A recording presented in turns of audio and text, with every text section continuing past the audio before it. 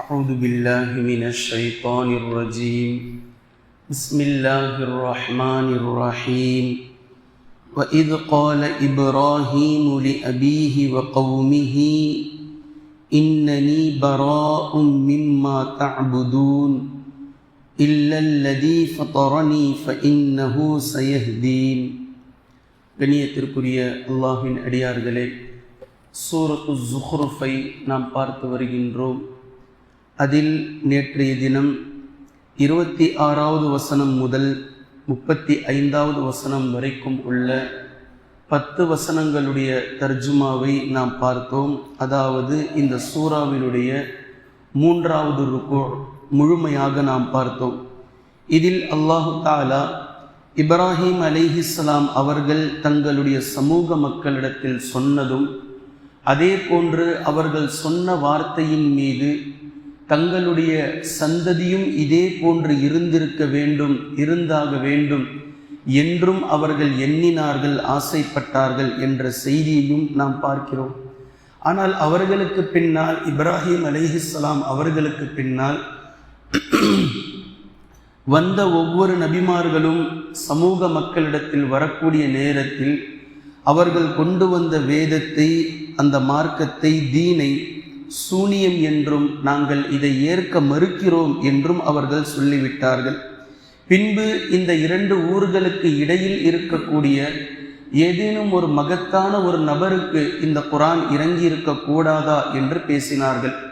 பின்பு அல்லாஹு தஆலா சொல்லி காட்டுகின்றான், சமூக மக்கள் எல்லோரும் ஒன்றாக, அதாவது பொருளாதார ஆசையின் மீது ஒன்றாக மாறிவிடுவார்கள் என்பது மட்டும் இல்லாமல் இருந்திருந்தால், முஸ்லிம் அல்லாத இறை மறுப்பாளர்களுடைய வீட்டின் கதவை, படிக்கட்டுகளை, அவர்கள் உறங்கக்கூடிய கட்டில்களை நாம் வெள்ளியால், தங்கத்தால் மாற்றி அமைத்திருப்போம் என்று அல்லாஹு தஆலா இந்த 10 வசனங்களில் பேசுகின்றான். ஆக மொத்தம் இந்த 10 வசனங்களையும் ஒட்டுமொத்தமாக எடுத்து பார்த்தால் 3 ஆழமான கருத்துக்கள் பேசப்படுகின்றது இந்த 10 வசனங்களிலும். ஒன்று, இப்ராஹிம் அலைஹிஸ்ஸலாம் அவர்களை பற்றி. அல்லாஹு தஆலா இப்ராஹிம் அலைஹிஸ்ஸலாம் அவர்கள் ஒட்டுமொத்த விஷயத்திற்கும் இந்த உலகத்திற்கு முன்னோடியாக அவர்கள் இருந்திருக்கிறார்கள் என்பதையே அல்லாஹ் இங்கும் பேசி காட்டுகின்றான்.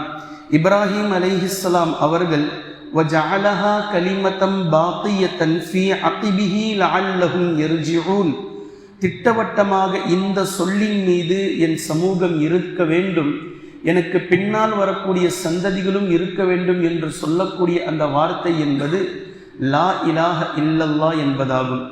வணக்கத்திற்குரியவன் அல்லாஹை தவிர வேறு யாரும் இல்லை என்று இப்ராஹிம் அலைஹிஸ்ஸலாம் அவர்கள் உறுதியாக சொன்னதோடு மட்டும் இல்லாமல், என் சமூகம், என் சந்ததிகள் எல்லோரும் இதே வார்த்தையின் மீது நிலைத்திருக்க வேண்டும் கடைசி நாள் வரைக்கும், அதுதான் அல்லாஹுக்கு நாம் செய்யக்கூடிய சரியான கடமை என்று இப்ராஹிம் அலைஹிஸ்ஸலாம் அவர்கள் விளங்கினார்கள்.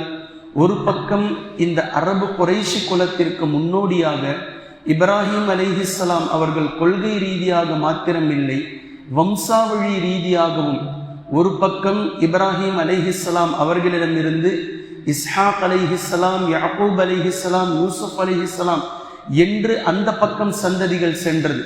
மறுபக்கம் இப்ராஹிம் அலைஹிஸ்ஸலாம், இஸ்மாயில் அலைஹிஸ்ஸலாம், முஹம்மது ஸல்லல்லாஹு அலைஹி வஸல்லம் அவர்கள் என்று இந்த பக்கம் வந்த சந்ததியும் அது எடுத்துக்கொள்ளும்.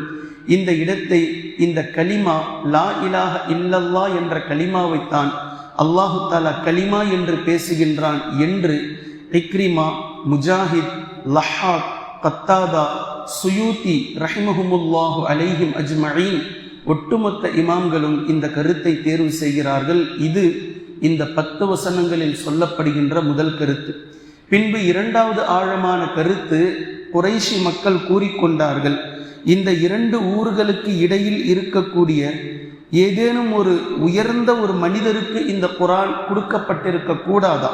வகாலு, அவர்கள் கூறினார்கள், லவ்லா நுஸ்ஸில ஹாதல் குர்ஆனு அலா ரஜுலின் மினல் கரியத்தைனி அதீம், 2 ஊர்களுக்கு மத்தியில் இருக்கக்கூடிய மகத்தான யாரேனும் ஒரு நபருக்கு, அதாவது முஹம்மது ஸல்லல்லாஹு அலைஹி வஸல்லம் அவர்கள் எங்களுக்கு முன்னால் எந்த ஒரு பொருட்டுமே இல்லை, மதிப்பு மிக்கவர் இல்லை.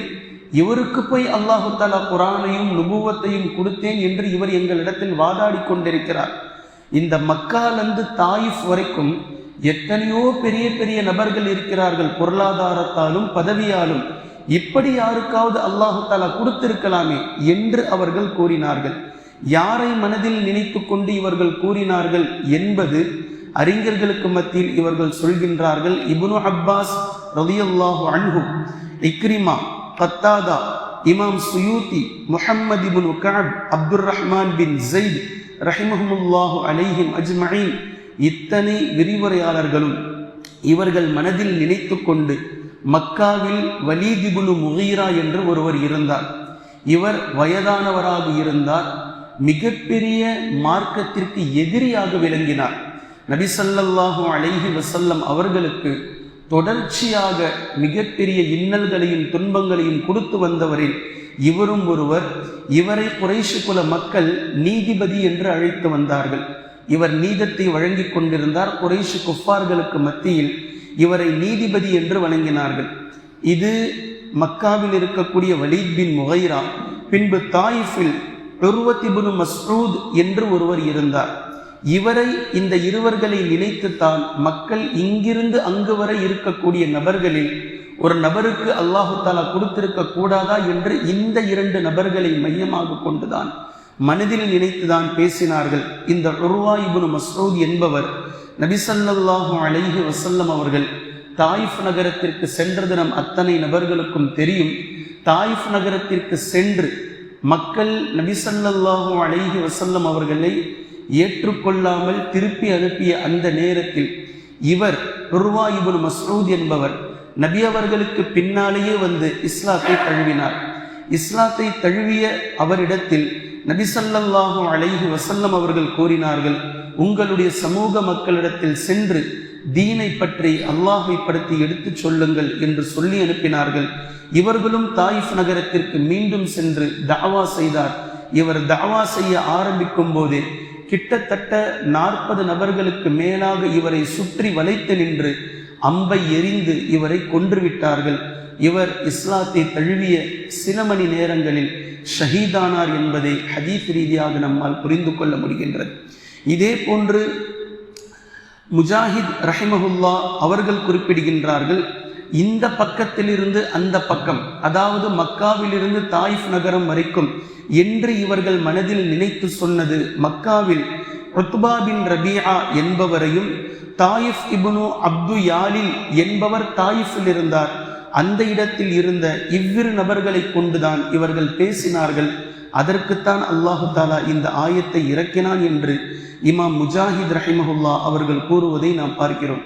இதே போன்று இமாம் சுயூதி ரஹிமஹுல்லா அவர்கள் கூறினார்கள், மக்காவில் வலீத் இப்னு முகீராவையும் தாயிஃப் நகரத்தில் கினானா பின் அம்ர் என்பவரையும் மையமாக கொண்டுதான் இவர்கள் இப்படி பேசினார்கள். 2 ஊர்களில் யாரேனும் ஒருவருக்கு இந்த தீன் கொடுக்கப்பட்டிருக்க கூடாதா என்று.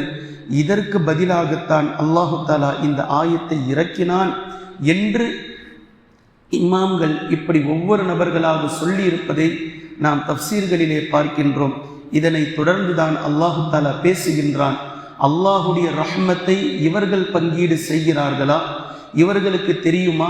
மாற்றமாக உலகத்தில் இவர்களுக்கு கொடுக்கப்பட்டிருக்கக்கூடிய வாழ்க்கையே அல்லாஹினுடைய விதிப்படிதான் கொடுக்கப்பட்டிருக்கின்றது.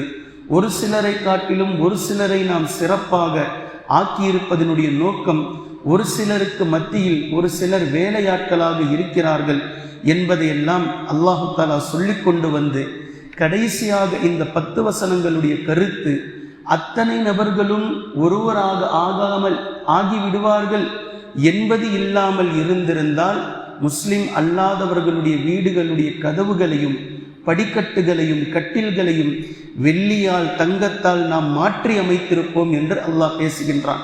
அதாவது முஸ்லிம் அல்லாதவர்களுக்கு அல்லாஹு தஆலா அளவுக்கு அதிகமாக சோதனையை கொடுப்பதற்காக அவர்களுடைய வீடுகளுடைய பொருட்களை, கட்டில்களை, கதவுகளை, படிக்கட்டுகளை வெள்ளியாக தங்கமாக மாற்றி அமைத்து விட்டால் முஸ்லிம்களில் இருக்கக்கூடிய பலவீனமான ஈமான் கொண்டவர்கள் அல்லாஹ் அவர்களுக்குத்தான் அருள் புரிந்திருக்கிறான் போல என்று இஸ்லாத்தை விட்டு அந்த பக்கமாக சென்று வாழ ஆரம்பித்து விடுவார்கள்.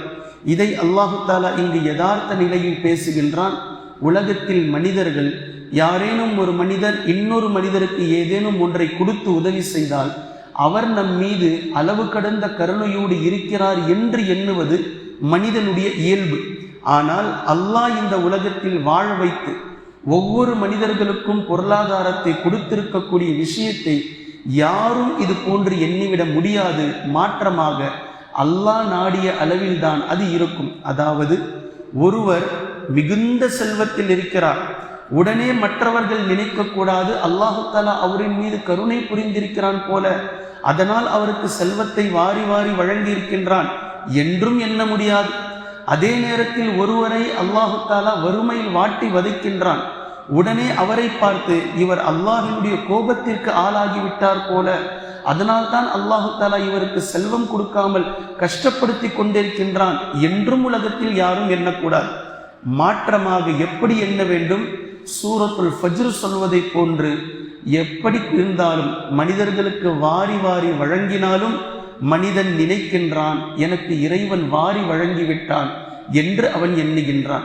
அல்லது அவனை நாம் அவனுடைய பொருளாதாரத்தில் சோதனை கொடுத்தால் இறைவன் எனக்கு நெருக்கடி கொடுத்து விட்டான் என்று அவன் எண்ணுகின்றான்.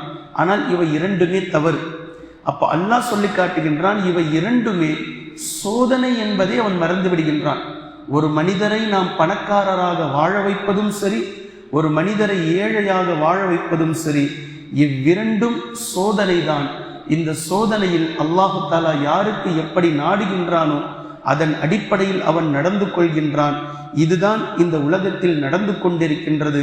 அளவுக்கு அதிகமாக அல்லாஹு தஆலா வாரி வழங்குவதினால் அல்லாஹ் அவரின் மீது அன்பு கொண்டு விட்டான் என்பது பொருளும் அல்ல.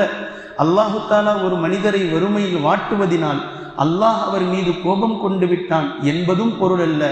மாற்றமாக அல்லாஹு தஆலா எல்லோரையும் சோதித்து கொண்டிருக்கின்றான் என்பதைத்தான் அல்லாஹு தஆலா அவனுக்குரிய பாணியில் இந்த இடத்தில் பேசி முடித்திருக்கின்றான்.